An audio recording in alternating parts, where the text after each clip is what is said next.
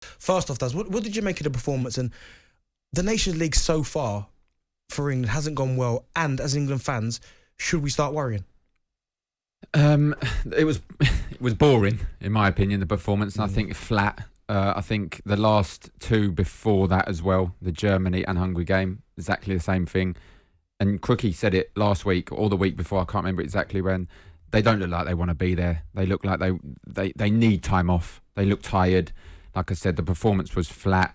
They played against probably a poor Italian side as well. It was just a poor game all round. I didn't mind the lineup.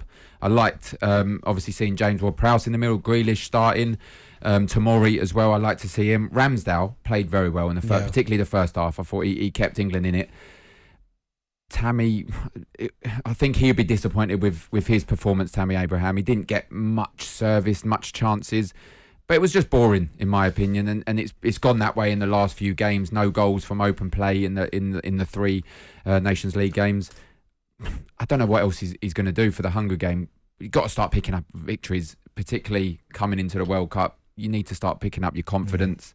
It's just not happening at the moment. Is there and I'll ask you this quickly, is there, when you look at England before going into major tournaments and the way they qualify, they tend to absolutely smash whoever they play against, whether it be San Marino's, these type of teams.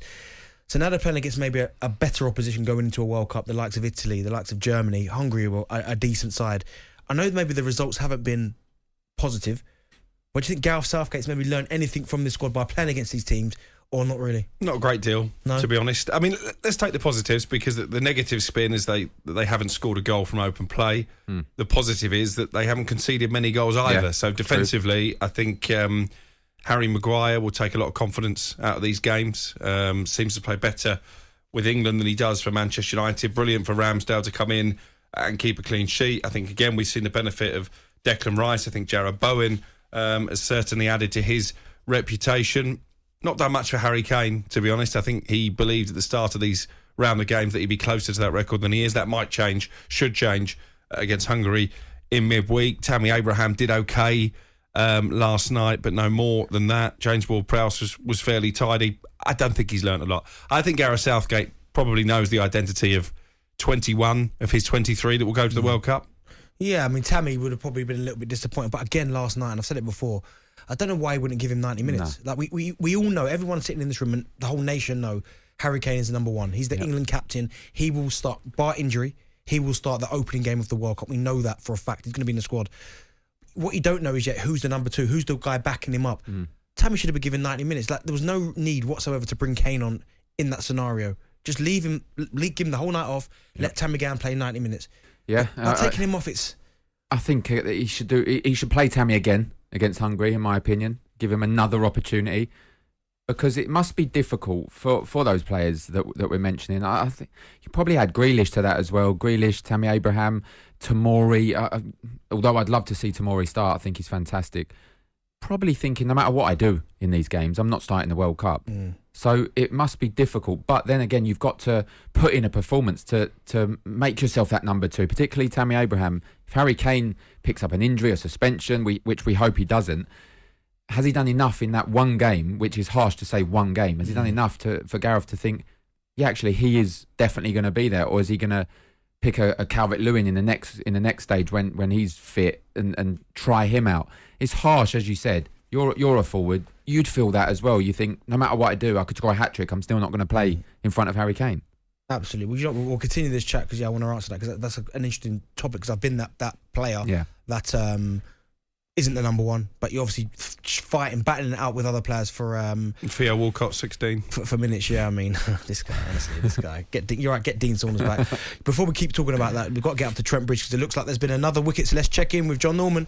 There has indeed. 405 for 5, England. This is incredible Test match cricket. This is more like T20 stuff. Ben Stokes has come in, and this is their mantra now for English cricket. Go in, see ball, hit ball. That's what he's done. He raced away to 40, but he's just holed out. It's been explosive stuff by Ben Stokes. It's been explosive stuff by all of the England team, to be honest. But he's just been caught in the deep for 46 from just 33 balls. 6 fours and 2 sixes. England's still trailing by 148. 5 wickets in hand, but the way they were batting, you'd think that they were miles in front of the game. But that's the way that Stokes is going to lead, and it's going to make my job a lot more interesting than possibly it's been over the last couple of years. 405 for 5 though, England and New Zealand's smiles on their faces. One thing I will say though, they've just seen one of their bowlers, Cole Jameson, walk off the field, so they're a bowler short, much like they were at Lords, and it cost them there. It'd be a question of whether it costs them here as well. 405 for 5 England.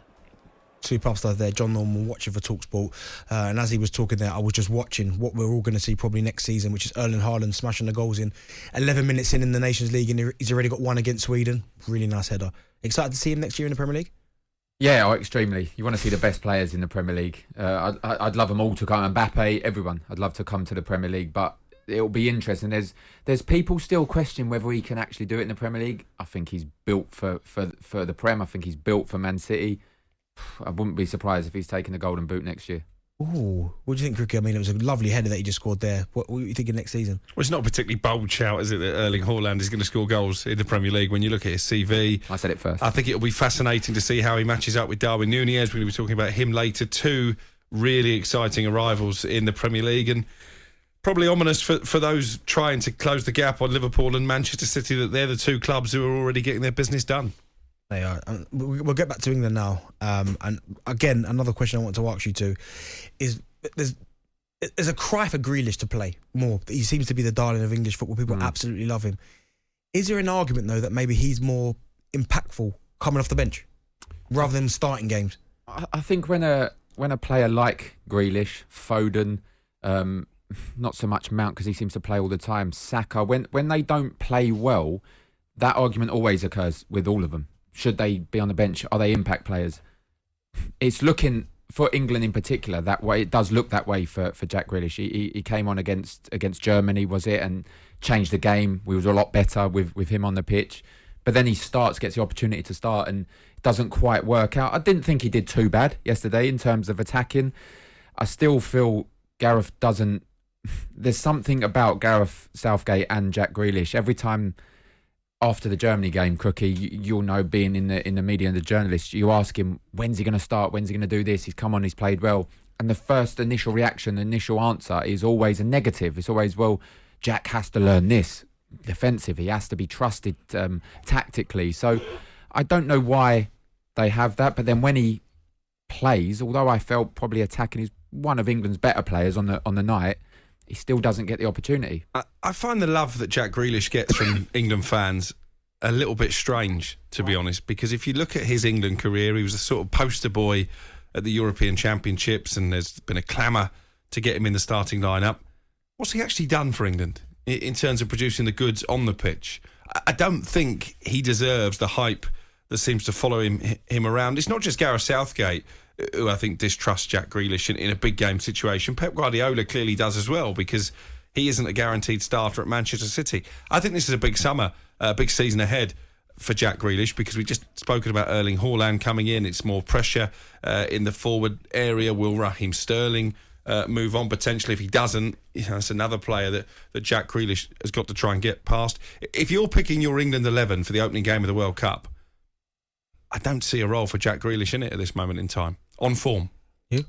I have to agree, I think, but I see a role for James Maddison, and he's not even in the squad. So he's the big winner from this round of games so you're far. Absolutely right. People are now crying out for James Maddison, and they were initially as well. By the way, when the squad was announced, he was the biggest shock why he's not in the team. But you need, again, because they're not playing well attackingly, you automatically look at another player that does well attackingly. That's the case, and James Maddison had a fantastic season. So I tend to agree. I agree with both of you. He doesn't look like a starter for England. I agree with you, Daz, that he looks like an impact player. Yeah. You got to question, if he starts well for Manchester City, though, is he then going to become that starter for England? That's a potential as well. He's got 3 months before the season, before the World Cup starts, 2 or 3 months. He could have a fantastic opener to the season, and then all them questions change as well.